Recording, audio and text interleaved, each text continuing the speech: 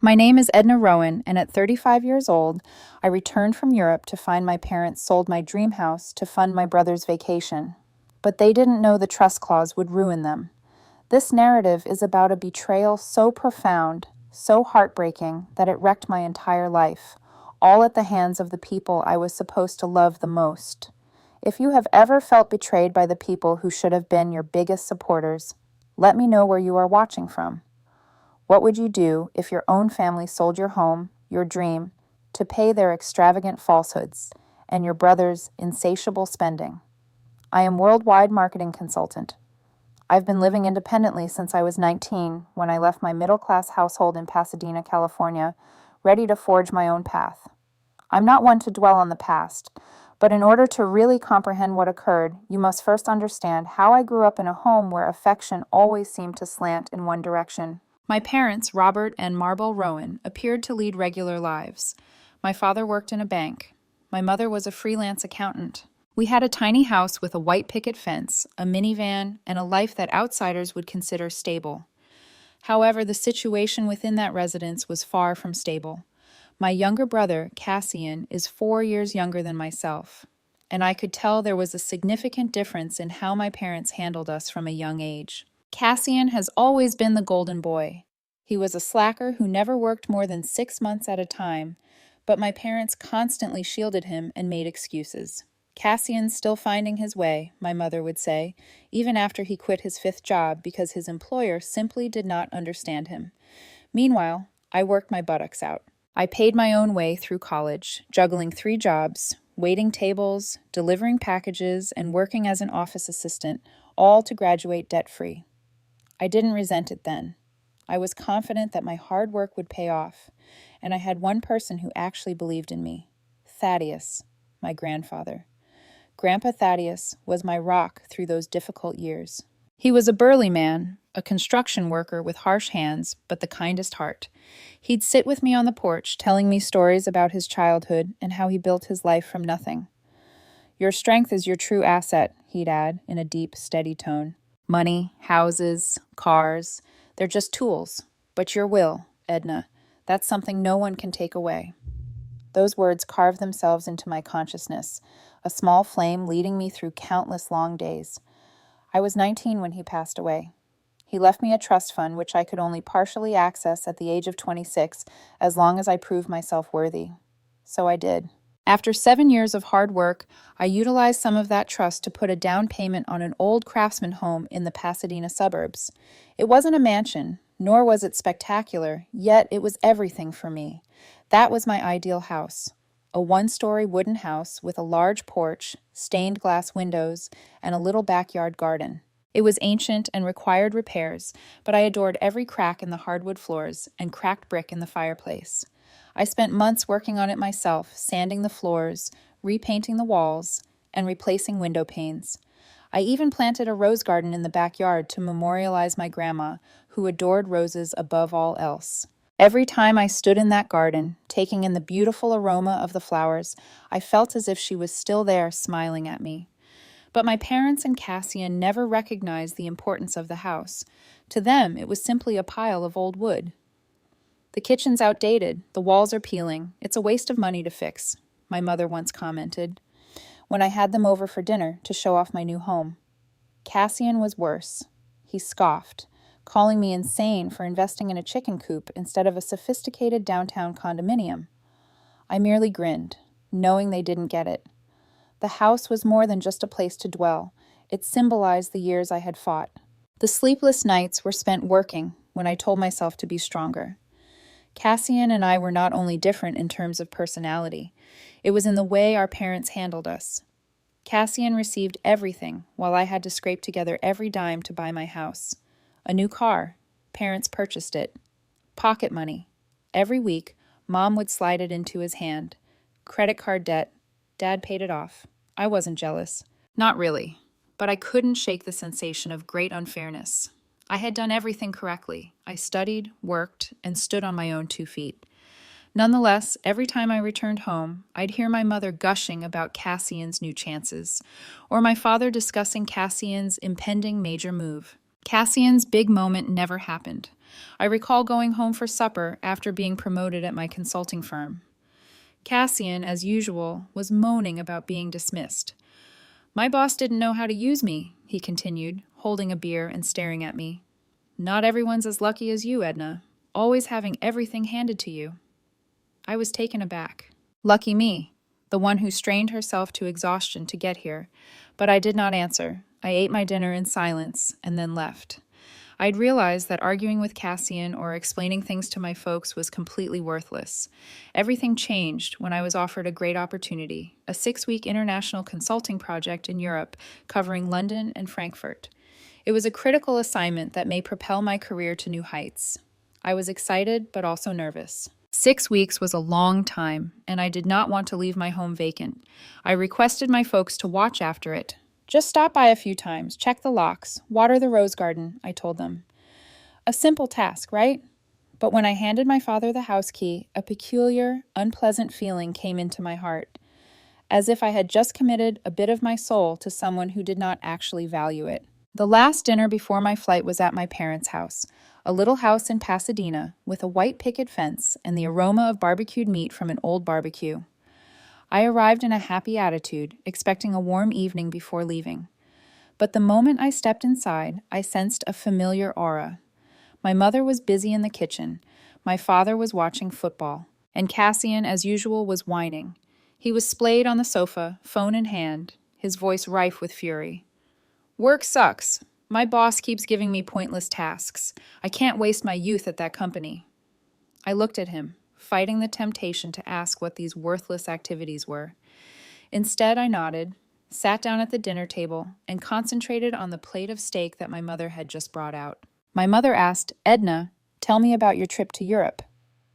But I understood she was merely asking for courtesy. I began discussing the project, an international marketing campaign for a huge firm that required me to work in London and Frankfurt, meet executives, and develop tactics from scratch. It was an opportunity for a promotion, to demonstrate that my years of hard work had not been in vain. But as I talked, my mother's gaze shifted to Cassian as if he was the one who needed attention. Cassian's considering a new job, she said, her voice full with excitement. A tech startup, they say it's very promising. I paused, losing interest in the dish in front of me. Cassian, who had never worked for more than 6 months, now had a great prospect. I looked at him, hoping to see some enthusiasm, but Cassian simply shrugged, his eyes fixed on his phone.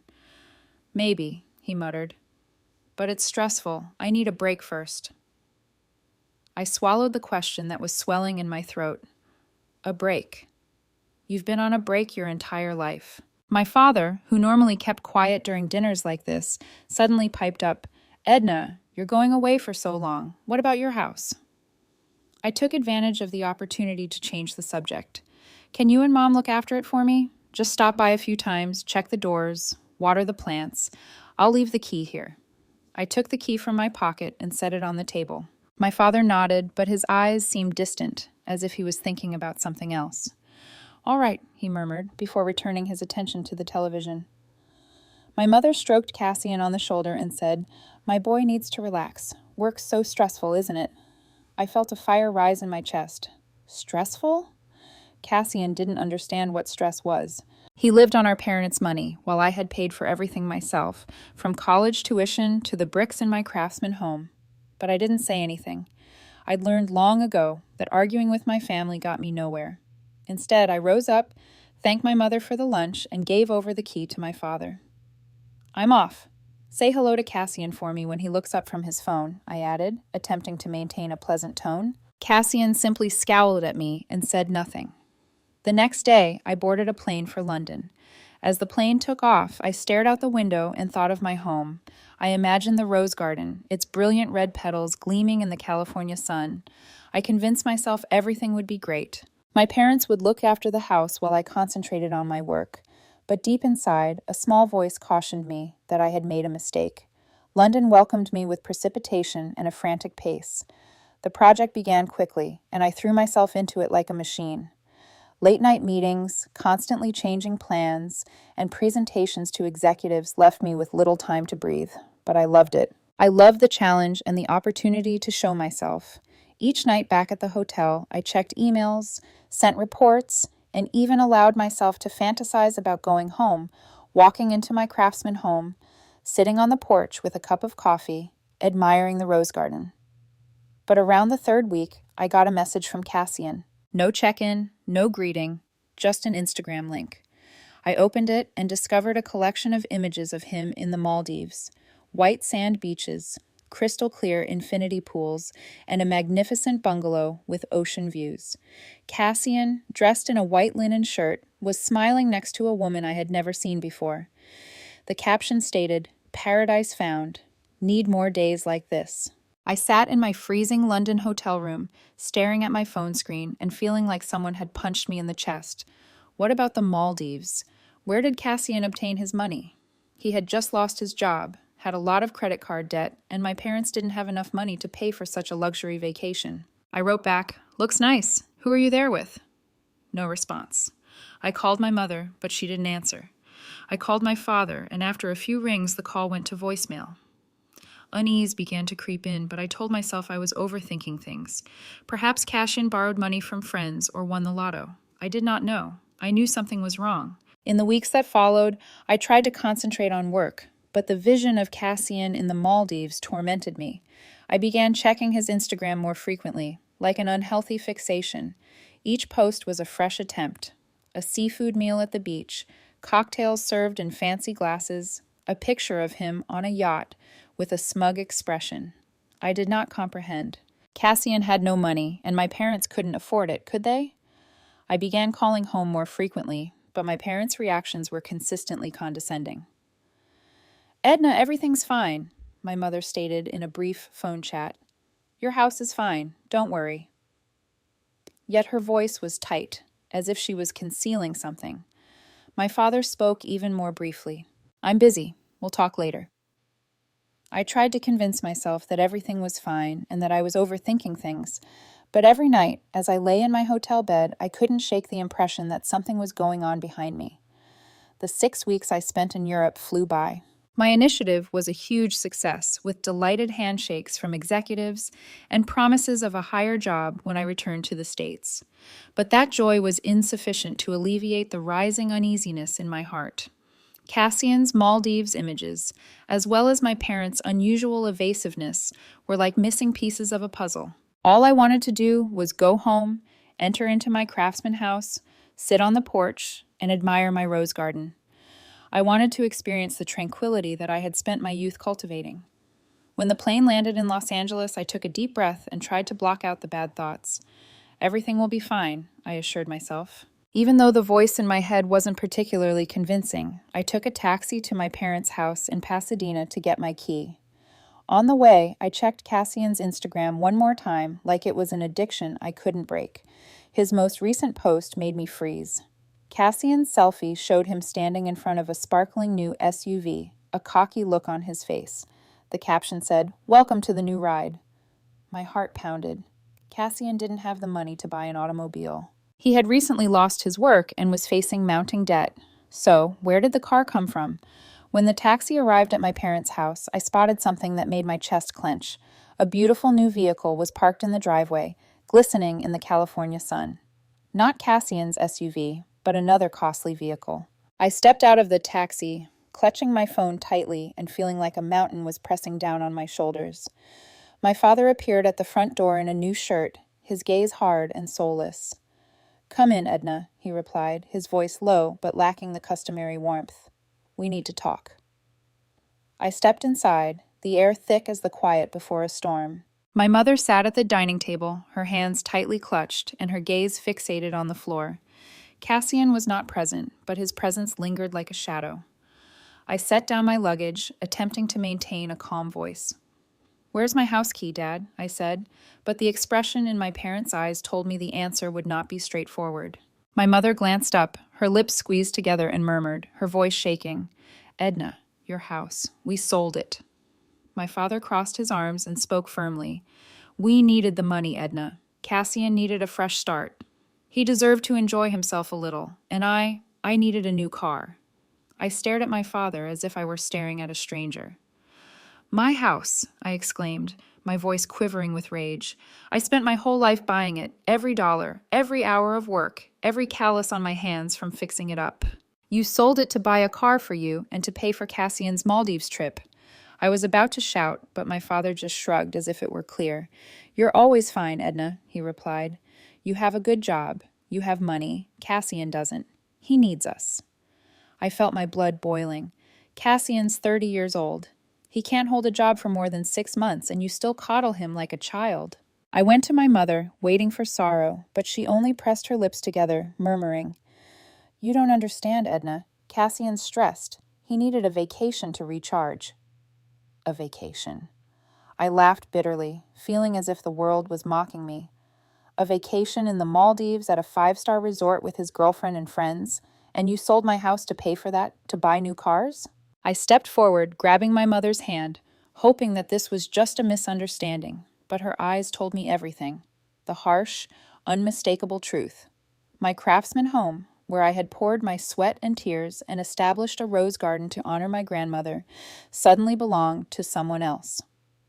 My father opened a drawer, brought out a stack of crumpled banknotes, and set them on the table. This is what's left after we sold the house, he replied, staring at the money. I nearly lost it. I stormed out of my parents' house, leaving the key and money and refusing to speak with them again. I took a taxi to my old house. When the taxi arrived in front of the craftsman home, my heart felt broken. The stained glass windows were still present, but the drapes had changed. My rose garden appeared odd, as if someone had messed with it. I got out of the vehicle, stood at the gate, and then saw them, an old couple watering plants in the front yard. The woman looked up and smiled at me, saying hello, in a kind voice. Can I help you? My throat felt dry. This was my house, I explained, my voice quivering. The man stopped watering and looked at me in astonishment. Your house? Are you Edna? We bought this house a month ago from your parents. They said you'd moved abroad to live. I took a step back, my thoughts reeling. My parents did not simply sell my house. They lied, making up a story to excuse their acts. I returned to the taxi, unsure what to do. I contacted Orion, my best friend from college, and now a junior lawyer. Orion, I need to see you right now, I said with a hoarse voice. Orion agreed to meet me in a local coffee shop. There, I spilled the entire story, from Cassian's costly Maldives trip, his new car, my father's new car, and the most shocking of all, my craftsman house had been sold behind my back. Every syllable felt like a razor slicing through my heart. But I tried to remain cool, thinking Orion could help me make sense of everything. Orion listened with furrowed brows and a contemplative gaze. When I finished, he lightly tapped his fingers on the table as if to organize my words in his head. Edna, Orion began, his voice slow but steady. Your house is not just personal property, is it? I mean, you mentioned using a portion of your grandfather's trust fund to purchase it, correct? I nodded, sensing a flicker of light in the darkness. My grandfather Thaddeus's trust fund. I had utilized a portion of the trust to make the down payment on the house, but it was still subject to the trust, and I was the primary trustee until I reached 35. If your parents sold the house without your consent, that could be illegal, Orion replied, his eyes brightening. But I'm not sure about the specific terms of the trust. You need to meet with the lawyer handling the trust. Mr. Lander, right? He's an experienced lawyer and known for being fair. I'm confident he can help you seek justice, but you'll need to gather evidence, documents, contracts, anything that proves they did this behind your back. I sat there with my heart beating. Orion's remarks were like a lifeline in the storm. I faintly recalled talking with my grandfather about the trust and how he wanted to secure the assets for the future generation. I believe he included a protective provision stating that anyone who purposefully stole trust assets would lose their inheritance.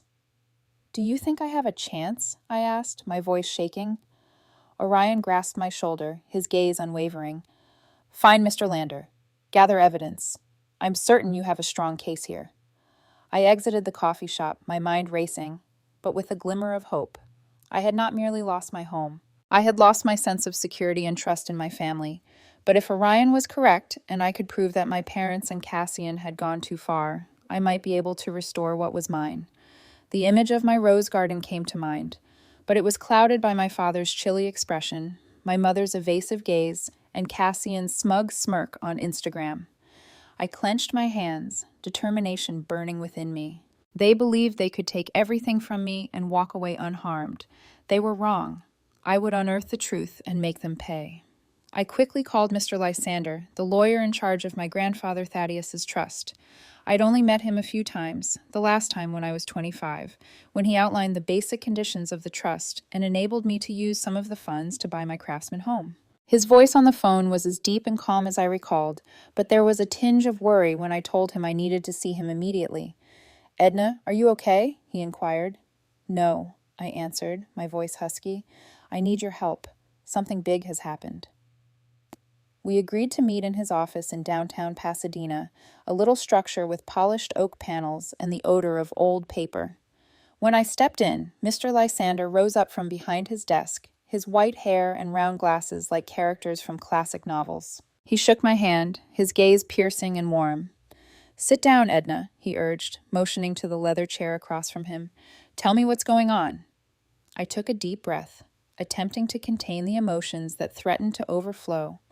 I told him everything, including my 6-week work trip to Europe, Cassian's Maldives images, my father's new automobile, and the most shocking news. "My parents sold my Craftsman house without consulting me," I finished. "They said they needed the money for Cassian, for his fresh start." My voice quivered from rage. "But that was my house, Mr. Lysander. I used money from my grandfather's trust to buy it.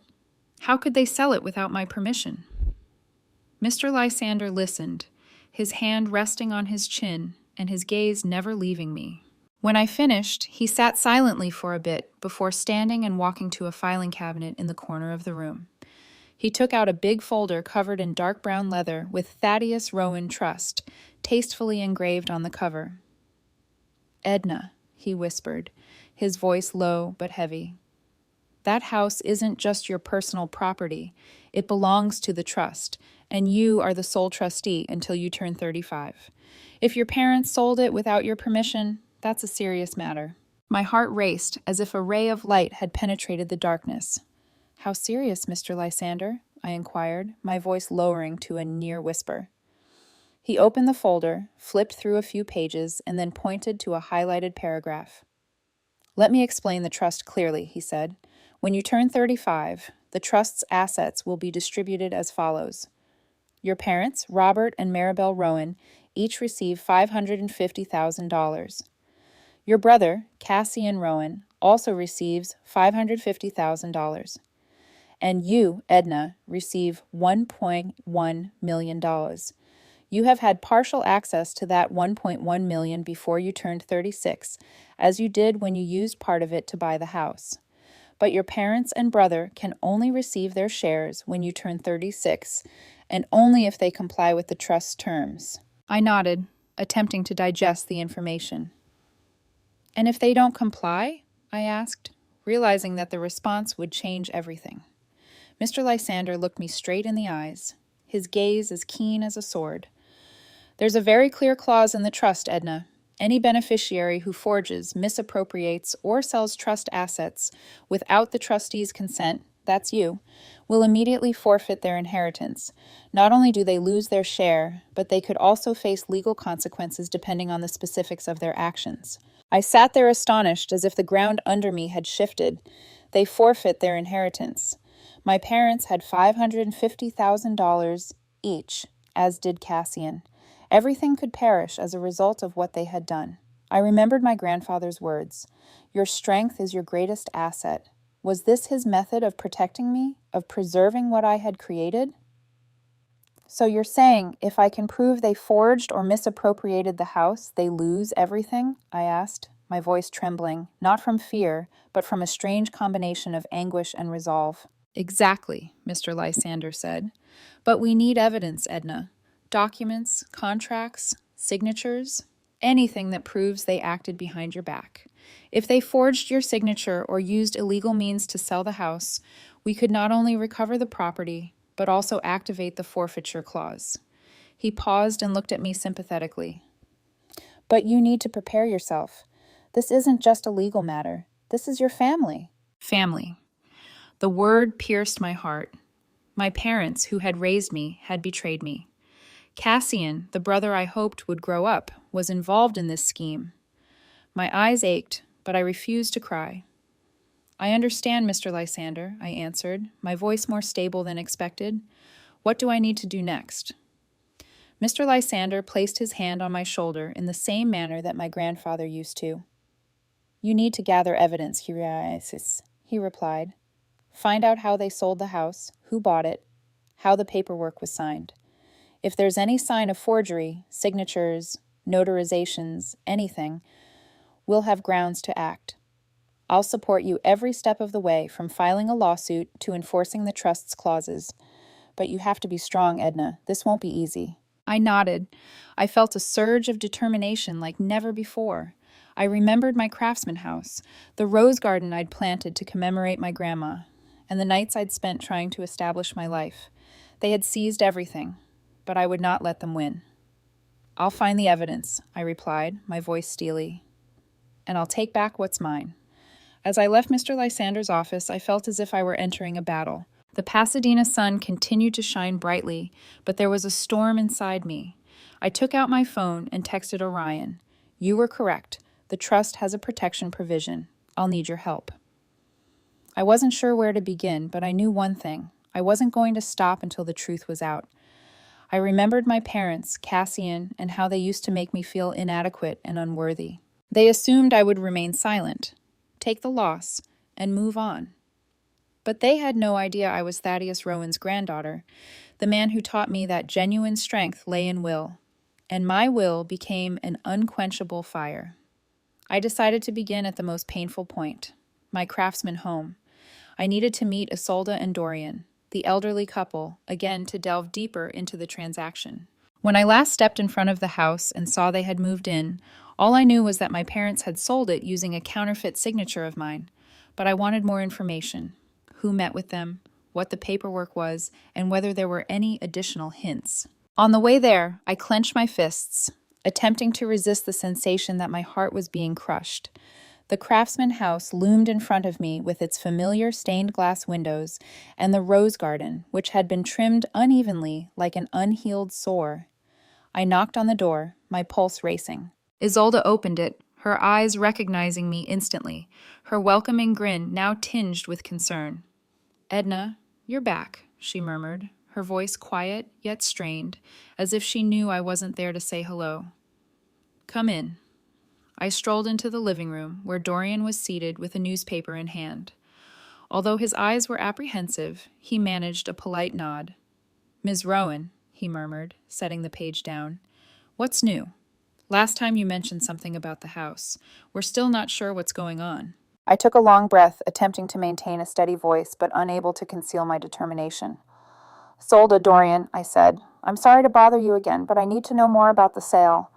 I believe my parents forged documents to sell this house. I need evidence to take back what's mine. Isolde and Dorian exchanged glances. Then she stood up and took a stack of papers from a drawer. We don't want to get into any trouble, she said quietly. Your parents and your brother, said you were moving abroad and needed to sell quickly. They brought a deed of transfer with your signature and notarized documents. We paid in cash and everything was finalized in a few days. I clutched the papers, my heart pounding. The sale contract was in my father's name, Robert Rowan, and the document of transfer was reportedly signed by me. But that was not my signature. It was quite near, yet the strokes were wobbly and inconsistent, as if someone had attempted to duplicate it.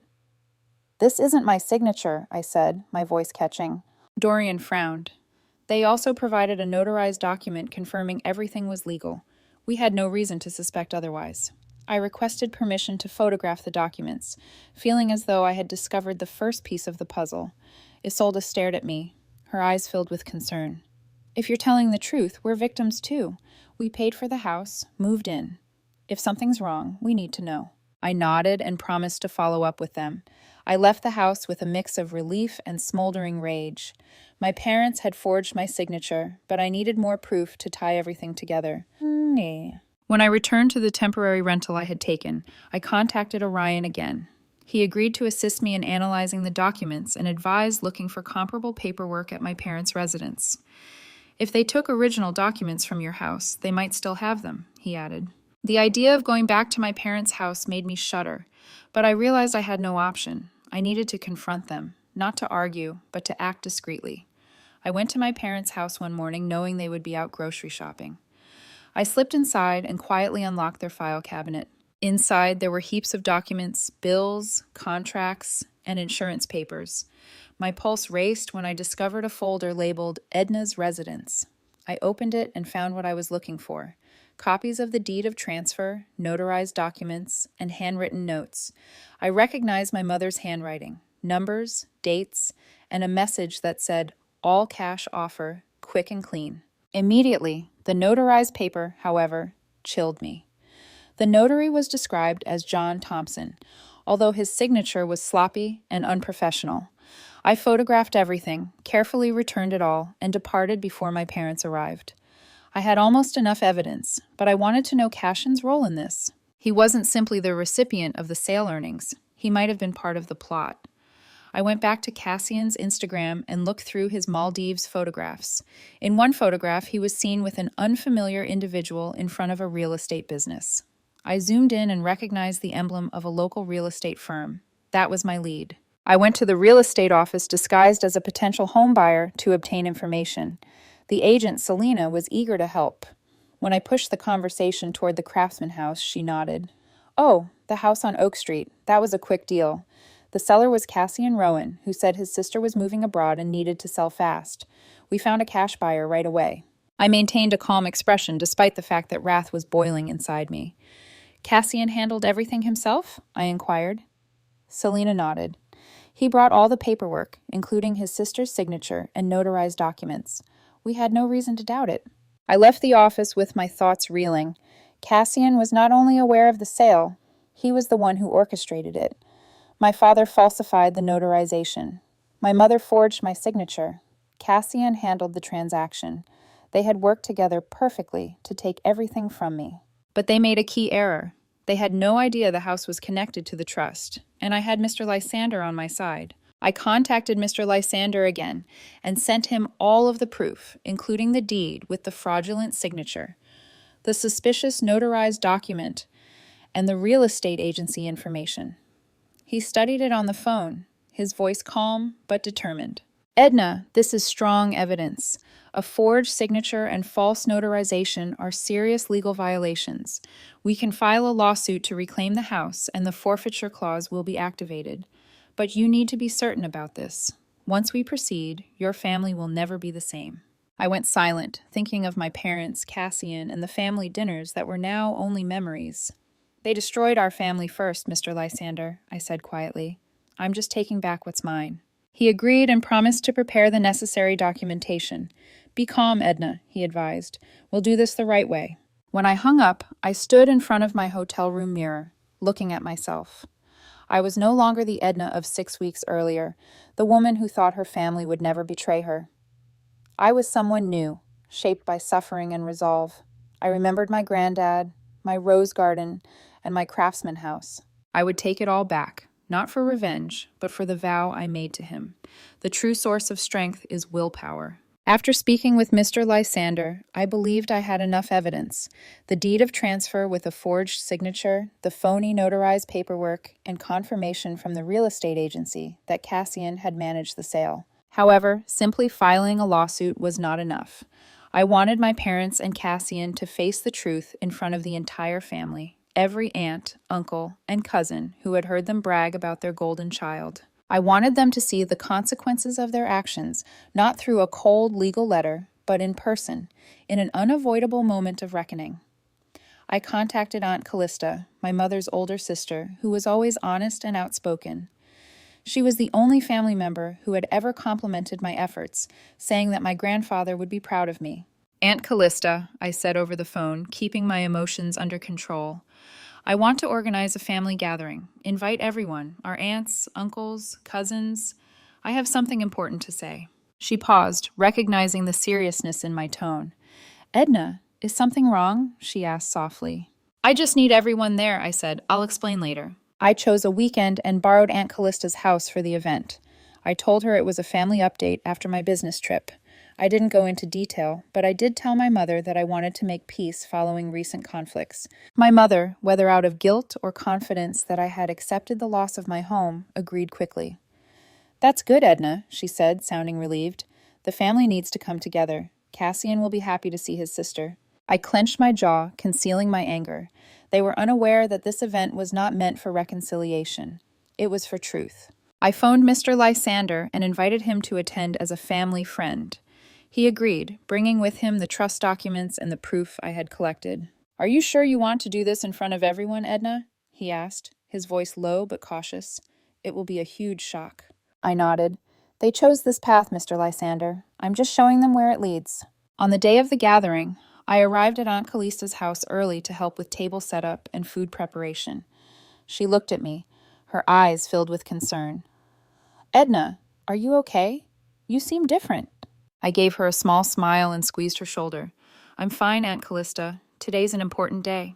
Family members began arriving, Uncle Lucian, cousins, and a few close family friends. Everyone was laughing and hugging as if it were just another reunion, but my heart was pounding like a war drum. Then my parents arrived. My father wore new clothes, my mother a light blue dress. Her smile was forced but confident. Cassian came late, strolling in with his usual arrogance, wearing a white linen shirt identical to the one from his Maldives photos. He patted my shoulder and said loudly, "Sis, you're back. How's Europe? Don't be mad about the house thing. Life's too long for grudges." I looked him straight in the eyes and saw the smugness. No guilt, no remorse. I only nodded, my lips curved into a small, cold smile. "Yeah, Cassian," I said. "Life's long." After everyone had gathered around the backyard tables, I stood up, holding a glass of wine, but not drinking it. The laughter faded, and all eyes turned to me. "Thank you all for coming today," I began, my voice calm but clear.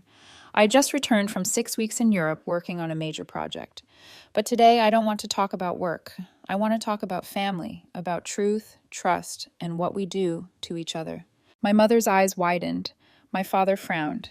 Cassian smirked, expecting some kind of sentimental speech. I placed my glass down and pulled out a thick envelope from my purse.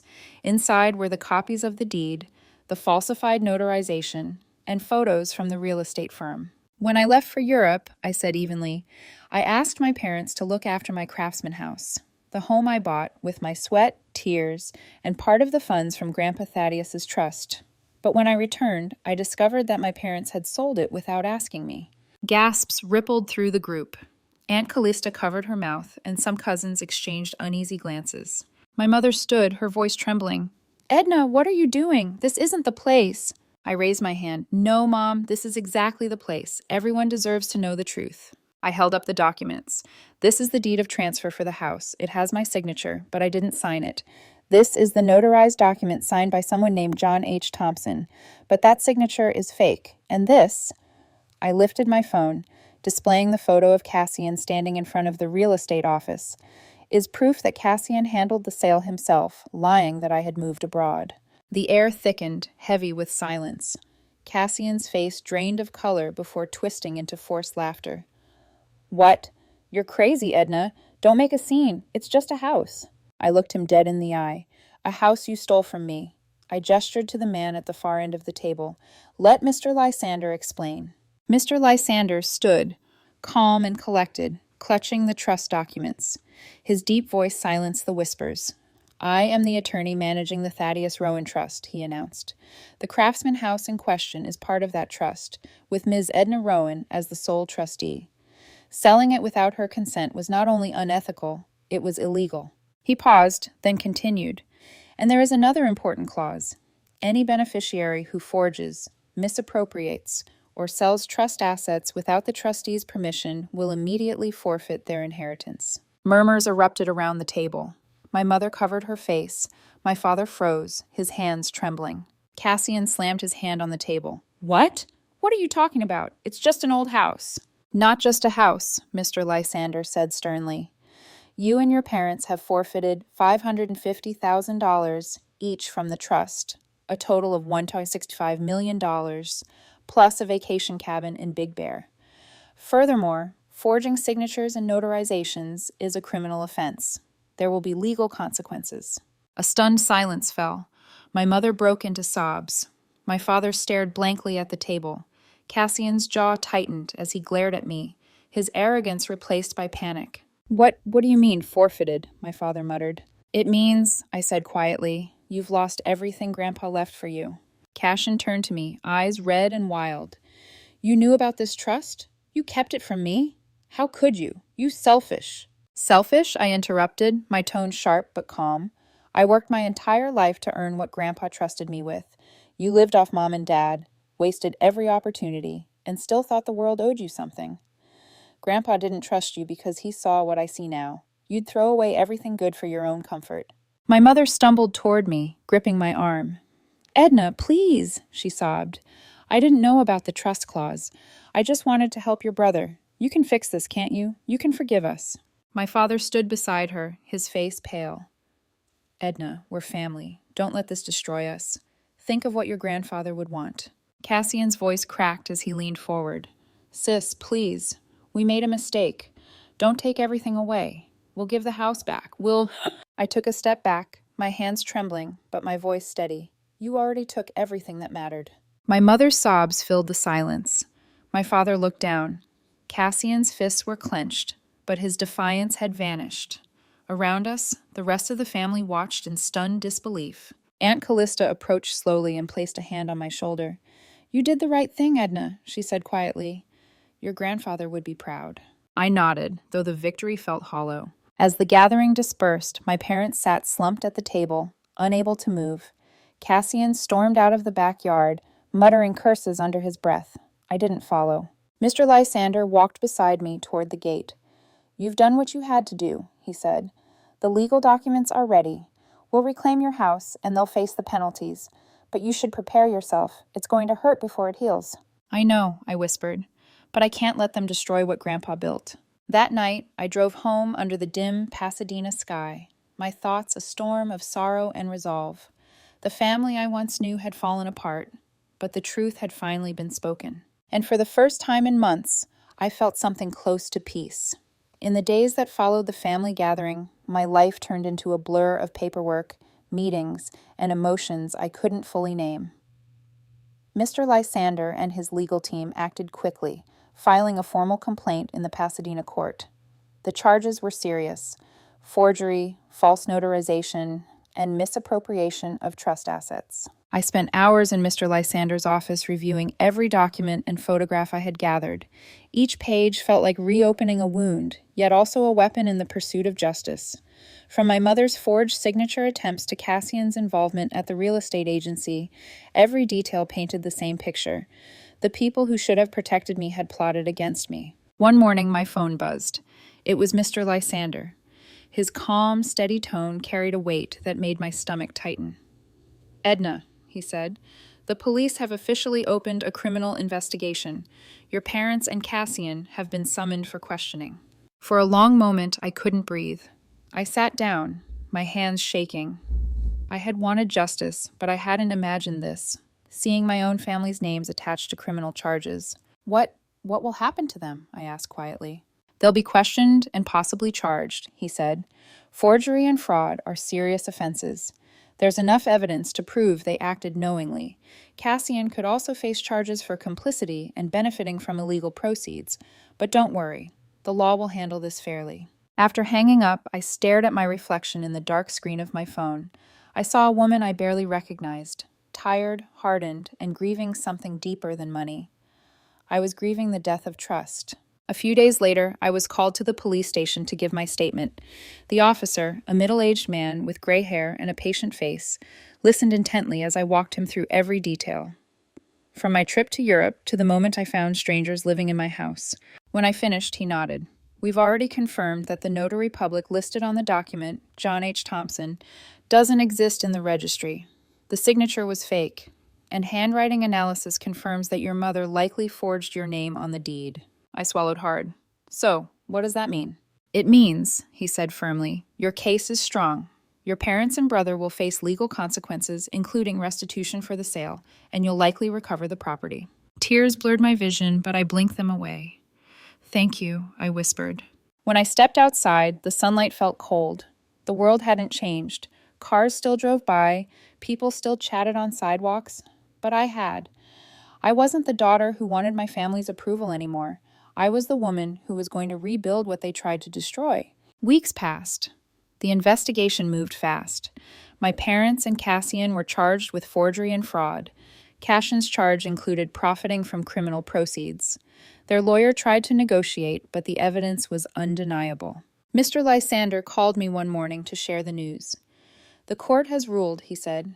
"Your parents will receive 3 years of probation and must repay the entire proceeds of the sale. Cassian will be fined and ordered to repay the money he spent, including his Maldives trip." I exhaled slowly, a long, uneven breath. "And the house?"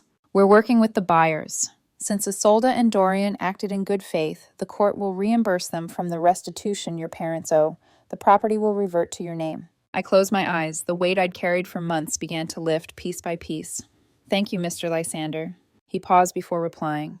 "You fought for this, Edna. You honored your grandfather's legacy." 5 months later, I stood once more in front of my craftsman home. The sun poured golden light over the porch, the stained glass windows gleaming just as I remembered. The rose garden, though neglected, still held traces of life. When I unlocked the front door and stepped inside, the familiar creak of the floorboards filled the air. The scent of old wood embraced me like a memory. My house, my dream, was mine again. But it wasn't the same. The walls seemed to hold the echo of betrayal. Every crack, every dent was a scar, not just from time, but from what my family had done. I spent the next few weeks cleaning, repainting, restoring every corner. It was my therapy. The house slowly began to breathe again. One afternoon, I found myself sitting on the porch with a cup of coffee, staring at the rose garden. The flowers had wilted, but beneath the withered petals, tiny buds were forming. New life was pushing through. That's when I realized the same thing was happening inside me. News of the court ruling spread quietly among extended family. Aunt Callista called often, offering support. A few cousins reached out, some out of sympathy, others out of shame. My parents, however, didn't. A month later, I received a letter in the mail, my mother's handwriting, shaky and uneven. "Edna, I'm sorry. I thought I was helping Cassian. I didn't think it would go so far. If I could undo it, I would. Please forgive me. We've lost everything. The house, our savings, our peace. I know I don't deserve your kindness, but I hope one day you'll let me make things right. Love, Mom." I read the letter again and again, each word cutting and healing at once. I didn't respond. I couldn't. Forgiveness was a seed that needed time, not a switch I could flip. Cassian, on the other hand, vanished from Pasadena. Through relatives, I learned he was living in another city, working small jobs to pay his fines. For the first time in his life, he had to stand on his own. One day I saw him by chance, sitting in a cafe downtown, thinner, older, quieter. He saw me too. Our eyes met for just a second before he looked away. Neither of us spoke, and maybe that was enough. Months later, the rose garden finally bloomed again, vibrant red and full of life. I stood there, watering them in the golden afternoon light, and felt something I hadn't felt in a long time: peace. The house, once a symbol of betrayal, had become a monument to endurance. My grandfather's words echoed softly in my heart: "Your strength is your true asset." I finally understood what he meant. The money from the trust would soon be fully released to me, but I no longer saw it as wealth. I saw it as purpose. I founded the Thaddeus Rowan Foundation, a scholarship program for hardworking young adults, the kind of people who, like me once, had nothing but determination. The day I signed the foundation papers, sitting across from Mr. Lysander, he smiled and said, "Your grandfather would be proud." I smiled back, feeling the warmth of those words settle deep within. When the first thank you letters from scholarship recipients arrived, I cried for the first time in months. One student wrote, "Because of your help, I can stay in school. I won't give up." That night, I walked through my house, the clean walls, the soft hum of the evening, and felt gratitude instead of pain. As I placed my grandfather's framed photo on the mantel, his eyes seemed to glimmer in the firelight. "Thank you, Grandpa," I whispered. "You were right. Strength really is the only thing that can't be stolen." Outside, the roses swayed gently in the evening breeze. Their petals, scarred but beautiful, reminded me that even after the deepest betrayal, something new can still bloom. And for the first time since everything fell apart, I smiled, not with bitterness, but with peace. The months that followed were quieter, almost hauntingly so. My life, once dominated by turmoil and noise, began to settle into a rhythm of stillness. I worked during the day, tended to my roses in the evening, and wrote letters at night for the Thaddeus Rowan Foundation.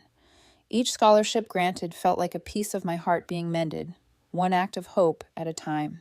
Yet silence has a way of magnifying what's left unspoken. There were days when I'd walk past my parents' old neighborhood and see their once beautiful house looking neglected, the garden overgrown, the windows dim. Word reached me that they had been forced to mortgage it to pay restitution.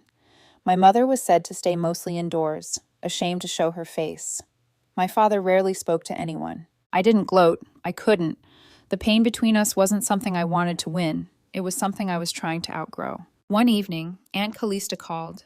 "Your mother asks about you," she said softly. "She wants to see you. She's not well." I hesitated. "Is she sick?" "Not in the body," my aunt replied, her voice cracking. "But her heart's broken, Edna. I think she finally understands what she lost." For days, I wrestled with it. Anger still lived inside me, but so did compassion. The same woman who had once tucked me in, who taught me to bake pies and sew buttons, had also betrayed me in the deepest way. Both truths existed at once. A week later, I found myself standing in front of their small, rented apartment on the edge of Pasadena. The building was old, the walls faintly stained with time. I almost turned around, but something, perhaps my grandfather's voice echoing from memory, made me knock. My mother opened the door. She looked smaller, her hair silvering around her temples, her eyes swollen and red. When she saw me, her hand flew to her mouth. "Edna," she whispered, trembling. I didn't speak. For a moment, we just stood there, years of anger and sorrow suspended in the air between us. Then she stepped aside. "Come in." The apartment was tidy but bare. My father sat in a worn armchair, staring at the muted television. When he saw me, he froze, his expression a mix of shame and disbelief. "Edna," he murmured, "you came." "I did," I said quietly. For a long time, no one spoke. The ticking of an old clock filled the silence. Then my mother began to cry, quietly at first, then in full sobs. "I'm sorry," she said. "We were blind. Your father and we thought we were helping Cassian, that we could fix everything later. We never imagined we'd lose you." Tears stung my eyes, but I kept my voice steady. "You didn't just lose me, Mom. You lost Grandpa's trust. You lost yourselves." She nodded, covering her face. "I know. Every night I see that house in my dreams. I see your roses. I see what we took." My father spoke next, his voice hoarse. "I can't undo what we did, but I want you to know, not a day goes by that I don't regret it. Cassian doesn't call anymore. He blames us too. We've lost everything, Edna." I sat down across from them. "I didn't come here for revenge," I said softly. "I came because I don't want to carry this hatred anymore. I can't forget, but I can forgive." My mother looked up, disbelief mixed with hope. "You can forgive us?" I nodded slowly. "Not because you deserve it, but because I do. I need peace, and holding on to pain won't bring back what we lost." She broke down again, and my father bowed his head, tears sliding down his weathered cheeks. In that fragile moment, we were no longer enemies or victims, just a broken family trying to breathe again. I didn't stay long. When I left, my mother followed me to the door. "Edna," she said, her voice trembling, "are the roses still there?" I smiled faintly. "Yes, they're blooming again." She covered her mouth, eyes brimming. "Good. Your grandmother loved those roses." Outside, the evening air was cool and soft. For the first time in years, I didn't feel crushed by what had happened. The past was still there, but it no longer owned me. As I drove home, I thought about Cassian. I hadn't seen him in almost a year. A few months earlier, someone mentioned he was working at a small garage in Riverside. No more vacations, no luxury cars, just quiet labor. I hoped that humility had found him at last. Later that night, I walked through my garden, moonlight falling on the roses. They stood tall, bright, and alive, despite everything that had happened. I knelt beside them, brushing my fingers across the petals, whispering a silent prayer of thanks for survival, for growth, for grace. Grandpa's words echoed in my heart again. Your strength is your true asset. But now I finally understood the rest of what he had meant, the part I had missed all along. Strength wasn't only about standing your ground. It was also about knowing when to let go, That night, as the wind rustled through the leaves and the stars glowed faintly above Pasadena, I looked toward the horizon and whispered, "Grandpa, I kept my promise. I built something that can't be taken away." And beneath that same California sky where my story had begun, with betrayal, loss, and heartbreak, I found something far greater than vengeance. I found peace.